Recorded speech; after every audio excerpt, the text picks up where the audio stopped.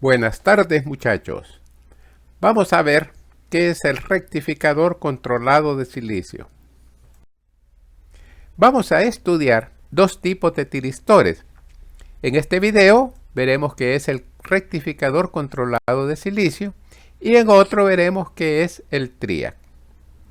Un SSR es un semiconductor de 4 capas. El terminal positivo es el ánodo, el terminal negativo es el cátodo y un tercer terminal que es la compuerta. Entre compuerta y cátodo existe un diodo. Para que el SSR entre en conducción es necesario polarizar en directa este diodo. Basta con un pulso positivo para que entre en conducción.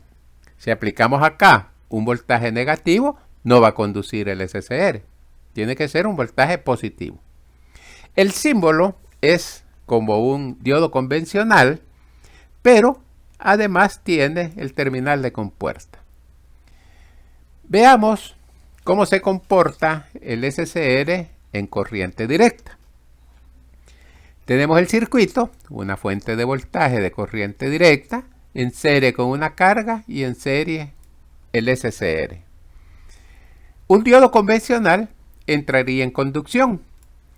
Como este rectificador es controlado, necesita que exista acá una corriente de compuerta para que el diodo conduzca.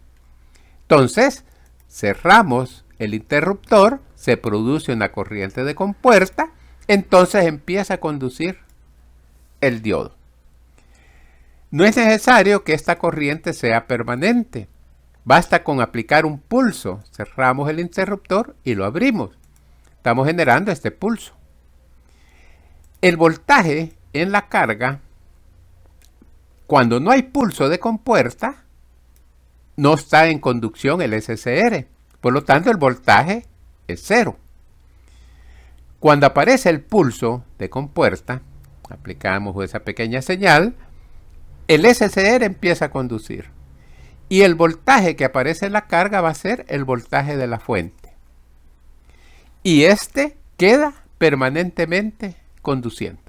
Aunque desaparezca el pulso de compuerta, el SSR quedó en conducción. ¿Cómo podemos entonces hacer que deje de conducir?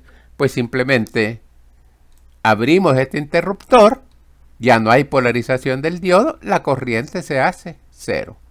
O bien aplicando un voltaje en inversa. Si acá hubiera sido corriente alterna, el ciclo negativo polariza en inversa al SSR y con eso deja de conducir. Va a haber necesidad de aplicar otro pulso de compuerta para que nuevamente entre a conducir. En corriente alterna analizamos el mismo circuito, pero acá tenemos una caja negra, un dispositivo de disparo. Nuevamente queremos ver cómo es el voltaje en la carga. Este voltaje de alimentación ahora es una onda seno. Supongamos que en este instante se produce el pulso de compuerta. En este punto empieza a conducir el SSR. Entonces vamos a tener el resto del semiciclo. Va a ser mayor o menor dependiendo en qué momento aparece el pulso de compuerta. Para el semiciclo negativo, como el diodo se polariza en inversa, no conduce. Entonces se abre y el voltaje en la carga es 0. Como ya se polarizó en inversa, entonces el diodo dejó de conducir.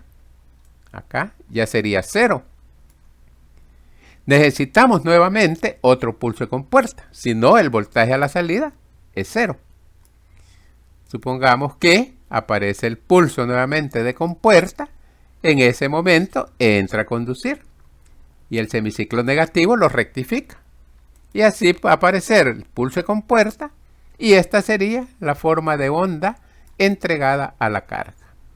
Tenemos un voltaje de directa, pulsante y variable. Dependiendo en qué instante aparece el pulso de compuerta, va a ser mayor o menor el voltaje entregado a la carga. Una aplicación es control de velocidad de un motor de corriente directa. Cualquier duda que tengan, háganmela saber. Espero haya sido de su interés el video. Y si no se han suscrito al canal, pues aprovechen y suscríbanse en este momento. Nos vemos en un próximo video.